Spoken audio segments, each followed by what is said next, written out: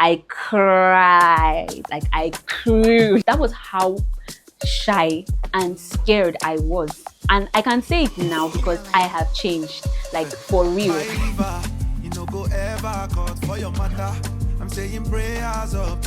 Hello guys, my name is Ruth Audu. Welcome to my YouTube channel. I'm a mental health enthusiast who's passionate about helping people discover their identity, embrace their God-given worth, and walk in purpose. I believe mental health is not just about surviving, it's about thriving, it's about growing, and it's about becoming the best version of yourself. So in today's video, I'm going to be talking about how I dealt with low self-esteem during my teenage years, how the experience led me to host mental health wellness sessions for ladies. Growing up, I struggled a lot with low self-esteem. I lacked confidence. I had self-doubt. I couldn't really do anything because I didn't believe in myself.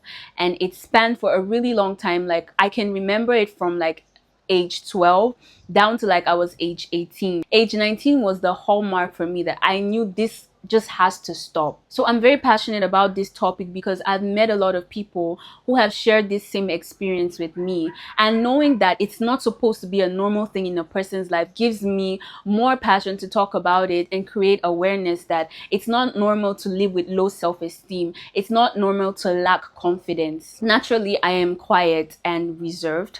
Well, adulthood has made me to be more open because y'all, we gotta chase opportunities, or rather we gotta push ourselves out for opportunities to meet us. But that aside, I didn't know how to, embrace that uniqueness while growing up. One of the things that I learned so much, even during this period of struggling with low self-esteem, is that your identity should not come from what people call you, from what they, categorize you into. Your identity should be an inner strength that emanates from deep within. So it's a knowing. What I allowed myself to do was that I allowed people to call me names and then I lived by it. I can remember back in secondary school and even afterwards, several experiences that I had that someone said something about me, and that was the moment when I began to absorb everything in and I didn't process it. For instance, there was a time when I was in, I think, 8th grade.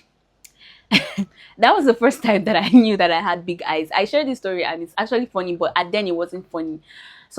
She just randomly wanted to say something about me. She was like, I hate people that have big eyes. I was like, and at that moment I was like, it can't be me, it can't be me. But then of course she was looking at me and I was like, wow, she's talking about me. So I went home that day and I was like, wait, so I have big eyes. Like, it's funny, but at that point, that was the period where I became insecure. And sometimes I just try to squinch. Is it squinch or I don't know the word, but just reduce the size of my eyes then, because I'm like, oh my God, I don't want people to see my eyes. And when I think about that, I'm like, bro, that's messed up because it's eyes. Like, these are the eyes that I didn't like. And now I love them so much. So it just tells you what I thought about myself like years back. I had another experience with someone who was supposed to be a cousin to me. That was the time where I knew that I was the shyest person ever. Like, I was really, really shy. And I got to work somewhere learning how to sew, and I was so quiet. Like, I didn't even know how to talk. I didn't like talking. I'm like, I actually did want to talk, but like I just didn't know how to. Like, it was just something I used to overthink. But then so one day when we were packing up to go home, the person randomly, I don't know what they were talking about, but she was just like, being quiet is not good though. She now looked at me and was like, quiet people have smelly mouths.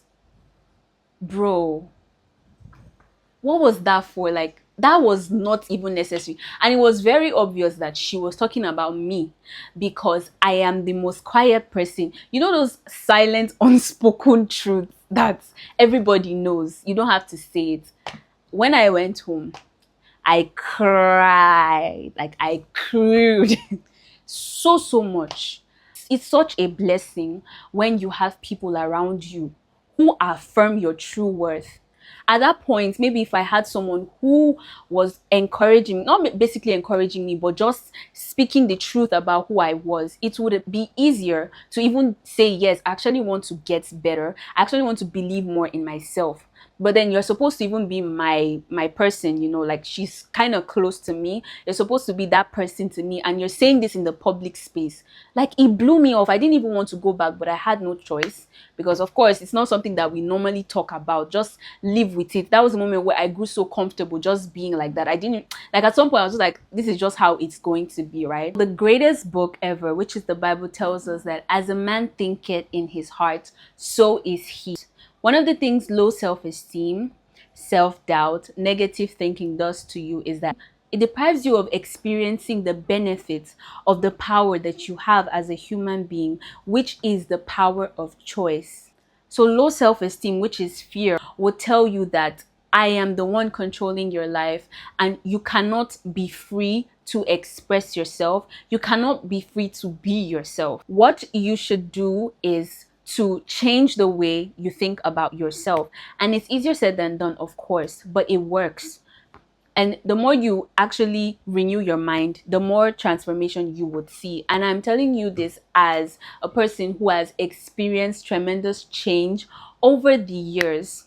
I can remember when I entered my university in my first year, I couldn't even relate with my course mates. That was how shy and scared I was. And I can say it now because I have changed, like, for real. One of the things that prompted me to change, amongst other factors, was that I got to meet a coach and a mentor, and also another mentor who really challenged the way I thought about myself. And I mean challenged in a way that they showed me that you can actually think and believe in yourself. And it was a normal thing to be confident, but it was abnormal to not have confidence. So one of the things they taught me by the way they live, and they actually spoke to me, was that you need to believe in yourself. Hearing that over and over again just implanted the desire to actually help myself, right? To start knowing who I am. It led me to studies, to research, to reading books, to engaging in conversations. And the greatest book, I will say again, the Bible, knowing who I am in Christ, it has literally set me free from a lot of things. Now, I worry less, I care less about what people say. I don't compare myself. If you're struggling with low self-esteem, self-doubt, negative thinking, and the likes, my advice to you is to ensure that the environment around you is positive. By the environment, I mean what you listen to, what you allow yourself to think, because really low self-esteem is just a reflection of what you have about yourself in your mind. And once you begin to possess the right thoughts, your life will begin to flow in that direction. So if you believe good about yourself, you will not be someone who expresses low self-esteem. So you need to change your reorientation, right? And by that I mean you have to teach yourself what you should think about. When I notice that, oh my God, I'm having inner conversations that these ones are really, they're really killing what I'm building about myself, I immediately change it. So it's a journey, I know, and it's not easy. Trust me, I know, been there, and I have come out, and I am still coming out, because there are some times when it's almost like I want to go back into that, loop of feeling low about myself. But sometimes I literally have to slap myself back into reality. Like, this is me being real. I have to take that kind of measure, because I cannot, like, I have known so much right now that you cannot pull me back into that. So I hope you enjoyed this video. I love to hear from you in the comments below. If you know someone who needs this video, please just do well to share the link with them. So I'll be posting some clips from the events that I've been able to host. I've had 2 ladies hangouts and a dance workout session with ladies. I know it's all ladies, but I will soon, bring the guys along. Thank you so much for watching this video. I hope it helped you. I hope it encouraged you. I hope it even made you happy. Do well to like this video, to share, and to subscribe.